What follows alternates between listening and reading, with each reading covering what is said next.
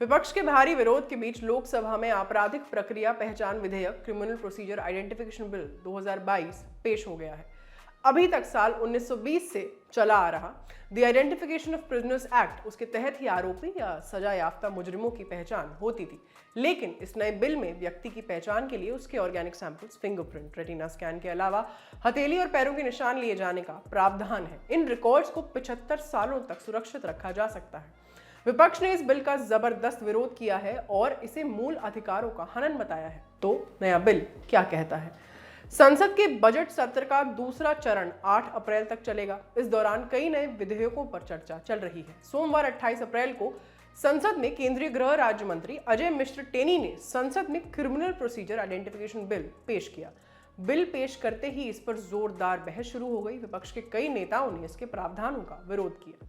Bill के मुताबिक अब किसी सजा पा चुके अपराधी या आरोपी के शरीर का माप लिया जा सकेगा। इसके अंतर्गत व्यक्ति के साइन, उसकी लिखावट, फिंगरप्रिंट, पैर और हथेली के निशान के अलावा उसकी आंखों की पुतली का स्कैन, जैविक नमूना और खून के सैंपल लिए जाएंगे। इन रिकॉर्ड्स को 75 सालों तक सुरक्षित रखा जाएगा। कोर्ट से बरी होने या सजा पूरी होने की स्थिति में इस डेटा को पहले भी खत्म किया जा सकता है। नमूने लेने के लिए कोर्ट की अनुमति लेनी होगी। किसी पुलिस स्टेशन का इंचार्ज या हेड कांस्टेबल और जेल के हेड वार्डन से ऊपर की रैंक का ऑफिसर ये नमूने ले सकेगा। नमूनों से मिला डेटा और रिकॉर्ड्स को सुरक्षित रखने की जिम्मेदारी नेशनल क्राइम रिकॉर्ड्स ब्यूरो की होगी। इस नए बिल के कानून में तब्दील होते ही 1920 का identification of prisoners act dissolve हो जाएगा और नए कानून के आधार पर दोषियों और आरोपियों की पहचान की जाएगी। हालांकि विपक्ष की तरफ से इसके विरोध में कहा गया कि पुराने कानून के तहत भी आरोपी या अपराधी की पहचान किए जाने के पर्याप्त प्रावधान हैं, फिर इसकी क्या जरूरत है?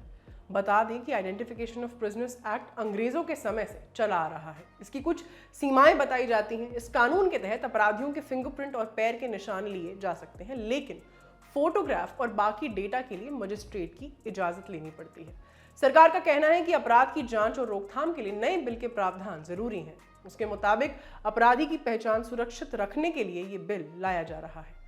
निजता के अधिकार का उल्लंघन कैसे? अजय मिश्र टेनी ने जब ये बिल पेश किया तो विपक्ष के नेताओं ने इसे मूल अधिकारों और निजता के हनन से जोड़कर विरोध करना शुरू कर दिया। कांग्रेस सांसद मनीष तिवारी ने भारतीय संविधान के अनुच्छेद 20 और 21 का हवाला देते हुए इसे मानव अधिकारों के खिलाफ बताया।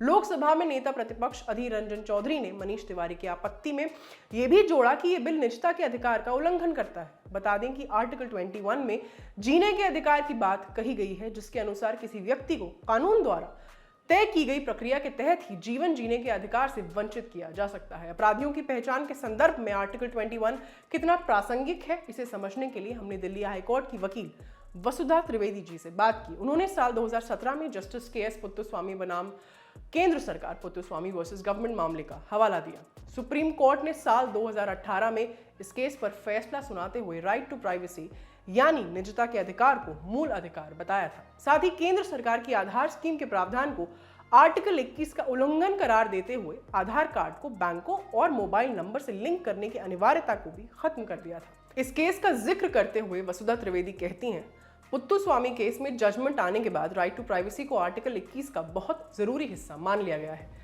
कोई भी ऐसा कानून नहीं पारित होना चाहिए जो फंडामेंटल राइट्स के खिलाफ हो।